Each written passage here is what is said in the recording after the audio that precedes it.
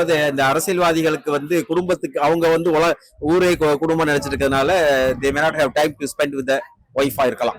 சரியா? இவர் வந்து பிஸி ஆக்டர். ஆனா இவர் லவ் பண்ணி தான் கல்யாணம் முடிச்சாரு. அந்த பொண்ணு வந்து இங்கிலாந்துல இருந்து அவரும் இது இவரோட ரசிகை தான். இந்த டைவர்ஸ்ங்கிறது வந்து இது ஒரு பர்சனல் இஷ்யூ. பட் அவர் அரசியல்வாதி இல்ல, இப்ப அரசியல் இருக்கிறாரு. தென் நடிகர், அவருக்கு ரொம்ப மாஸ் இருக்கு. அதனால பீப்புளுக்கு வந்து அது கியூரியாசிட்டி இருக்கணும். இதுக்கு வந்து நம்ம வந்து கொஞ்சம் பிரைவசி கொடுக்கணும். அத ரைட் டு ஹேவ் பிரைவசின்னு ஒண்ணு இருக்கு. என்ன அப்ப அவங்க வந்து அவங்க லாயர் மூலமா வந்து அந்த அஃபிடவிட்ல சொல்லுவாங்க என்ன ரீசன். சரியா? அந்த ரீசன் வந்து அது கோர்ட் வந்து பார்க்கும். அது வந்து பியாண்ட் அண்ட் ரீசனபிள் என்ன ரீசன் சொல்றாங்களோ அதுக்கு அவங்க வந்து ப்ரூஃப் கொடுக்கும். அதை வச்சு அவங்க வெதர் மியூச்சுவல் டைவர்ஸ் வாங்குறாங்களா இல்ல கோர்ட் வந்து அவங்களுக்கு கொடுக்குதா, then comes all this settlement. சரியா?